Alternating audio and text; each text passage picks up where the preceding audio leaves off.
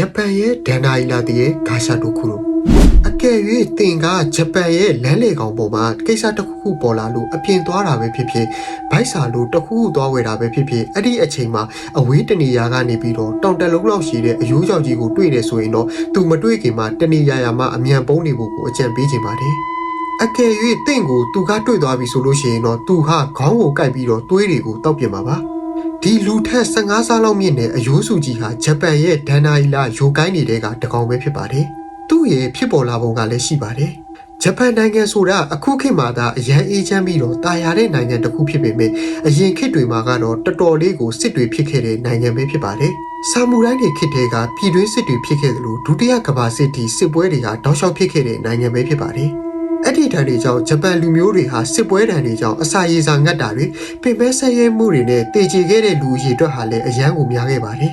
တကယ်တော့အဲ့လိုတေချေခဲ့ကြတဲ့သူတွေရဲ့နာကျင်မှုတွေဒေါသတွေထွက်ပေါ်လာပြီးတော့သူတို့ရဲ့အယိုးစုတွေဟာစုပေါင်းစည်းပြီးတော့အယိုးစုကြီးဟာဖြစ်ပေါ်လာပြီးတော့ဂါရှာတိုခုလိုဟာပေါ်ပေါက်လာရတာပဲဖြစ်ပါတယ်သူ့ရဲ့အမြင့်ကတော့လူတစ်ယောက်ရဲ့15ဆလောက်မြင့်ပြီးတော့ဂျပန်ရဲ့ရေတိုက်တွေထက်တောင်မှပိုပြီးတော့မြင့်ပါတယ်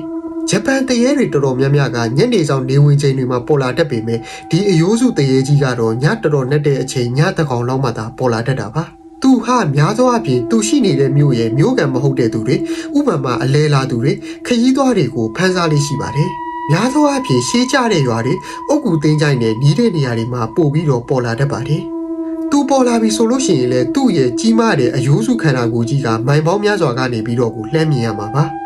နောက်ပြီးတော့သူပေါ်လာပြီဆိုရင်အတန်လဲကြရပါတယ်အဲ့ဒီအတန်ကတော့အယိုးစုတွေတစ်ခုနဲ့တစ်ခုရိုက်တဲ့အတန်မျိုးပဲဖြစ်ပါတယ်ဒါပေမဲ့အဲ့ဒီအတန်မျိုးကြရင်တော့တင့်ဟာအရန်တောက်ကြသွားပါပြီသူဟာတင့်ကိုမြင်သွားပြီဆိုတဲ့သဘောမျိုးပဲဖြစ်ပါတယ်သူဟာသူဖမ်းမိတဲ့သူကိုခေါင်းကိုဖြတ်ကအထဲကကျလာတဲ့သွေးတွေကိုတောက်ယူတာပဲဖြစ်ပါတယ်လုံးဝကိုညှတာမှုမပေးပါဘူးဘာလို့လဲဆိုရင်တော့သူဟာတေဆုံးသူတွေရဲ့နာကျင်မှုတွေဝမ်းနည်းမှုတွေနဲ့တေဆုံးခဲ့တဲ့သူတွေရဲ့အယိုးတွေနဲ့စုထားတာကြောင့်ပဲသူဟာဒေါသတွေနဲ့ပြည့်နေပြီးတော့လုံးဝကိုညှတာမှုကင်းမဲ့နေတာပါ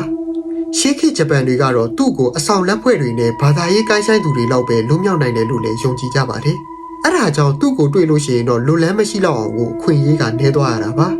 သူဟာမကောင်းဆိုးဝါးတကောင်ထက်တောင်မှပို့ပြီးတော့ပို့ပါတယ်သူဟာညှတာမှုလုံးဝမရှိတဲ့မိစ္ဆာသဘောမျိုးဖြစ်ပါတယ်အဲ့ဒါကြောင့်ဂျပန်မှာနောက်တခါညတကောင်တယောက်တည်းအပြင်ကိုလမ်းလျှောက်ထွက်တဲ့အချိန်မှာအဝေးတနေရာကနေပြီးတော့ထူးခြားတဲ့အယိုးစုတွေရိုက်ခတ်တဲ့အတန်မျိုးကြားရတယ်ဆိုရင်တော့ဒါဟာတင့်ကိုဂါရှာတိုခုလိုတရေကပြစ်မှတ်ထားလိုက်ပြီပဲဖြစ်ပါတယ်ခင်ဗျာဟုတ်ကဲ့ပါဗျာကျွန်တော်အခုတင်ဆက်ပေးတဲ့ဗီဒီယိုလေးကတော့ဂျပန်ရဲ့ဒန်နာအီလာတီရဲ့ဂါရှာတိုခုလိုဆိုတဲ့ဗီဒီယိုလေးပဲဖြစ်ပါတယ်ခင်ဗျာကျွန်တော်နောက်လေဂျပန်နဲ့ပတ်သက်တဲ့စိတ်ဝင်စားစရာအကြောင်းအရာလေးတွေကိုတင်ဆက်ပေးမှာမို့လို့ကျွန်တော် channel လေးကို like and follow လေးလုပ်ထားပေးပါဦးခင်ဗျာဟုတ်ကဲ့ကျွန်တော်ဗီဒီယိုလေးကိုဆုံးထိကြည့်ပေးလို့ကျေးဇူးအများကြီးတင်ပါတယ်ခင်ဗျာအားလုံးပဲတက်တာ